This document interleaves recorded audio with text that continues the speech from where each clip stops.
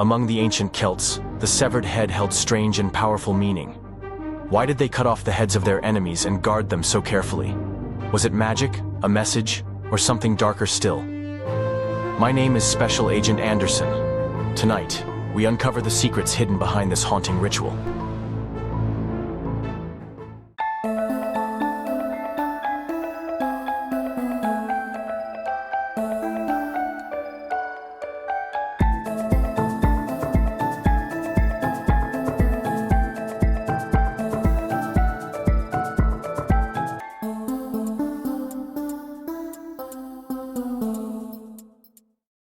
The cutting off of enemies' heads by the Celts was a practice deeply rooted in their cultural, religious, and social beliefs.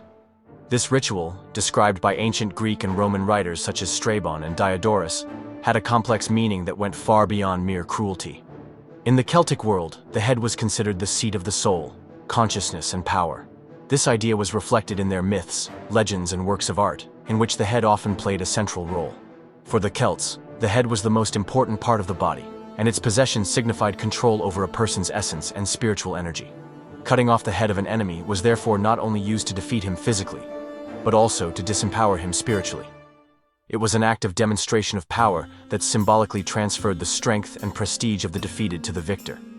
These actions also had a strong ritual component. There is evidence that the Celts did not simply dispose of the heads of their enemies, but kept them carefully. They were often prepared, encased in wood or metal, and displayed in prominent places, such as at the entrances to settlements or in temples. This presentation served both as a warning to enemies and as a reminder of the warrior's deeds. Furthermore, ancient authors wrote that the Celts were particularly proud of the heads of famous or brave enemies, as these were considered more valuable trophies. There are reports that such heads were even treated with honor by preserving them with cedar oil and storing them in magnificent vessels. The symbolic significance of the head also extended to the Celtic religion. The Celts believed in the existence of an afterlife in which the soul lived on.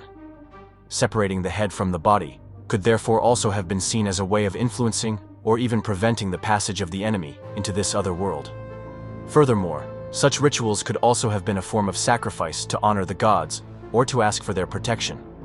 In some archaeological finds, such as in the sanctuaries of Roquepertuse and Entremont in southern France, skulls have been found in niches, indicating their ritual use. However, this practice should not be viewed in isolation. Other cultures, such as the Scythians or Germanic tribes, also displayed similar rituals in which the head played a central role. What makes the Celts unique, however, is the combination of spiritual, social, and military significance that they attached to this act.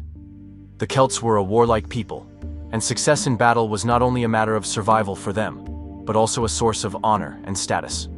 A successful warrior could prove his courage and strength by showing off the heads of his enemies, which earned him prestige and respect within his community. The practice was therefore closely linked to the warrior culture and social hierarchies of the Celts.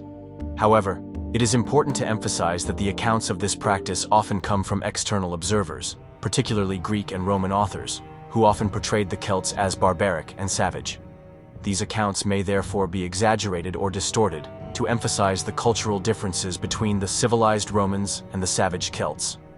Nevertheless, there is enough archaeological evidence to confirm the basic truth of this practice, even if the exact details and motivations may have been more complex than the ancient sources suggest. The symbolism of the head is also reflected in Celtic art. Many Celtic sculptures, reliefs, and coins show heads, often in isolation or as central elements of depictions. This underlines the importance of the head, not only in the context of war and religion, but also in the everyday Celtic worldview.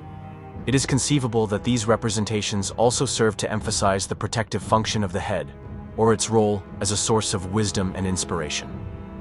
Interestingly, the practice of cutting off heads disappeared with the Christianization of Celtic areas. The new religious and cultural influences that came with Christianity led to a gradual abandonment of such customs, although some aspects of Celtic symbolism and spirituality lived on in Christian iconography and folklore. Today, the practice of head cutting by the Celts offers a fascinating insight into the mindset and complex beliefs of one of the most intriguing cultures in European history. It shows how deeply spirituality, war, and social structures can be intertwined, and how these connections shape the actions and rituals of a society.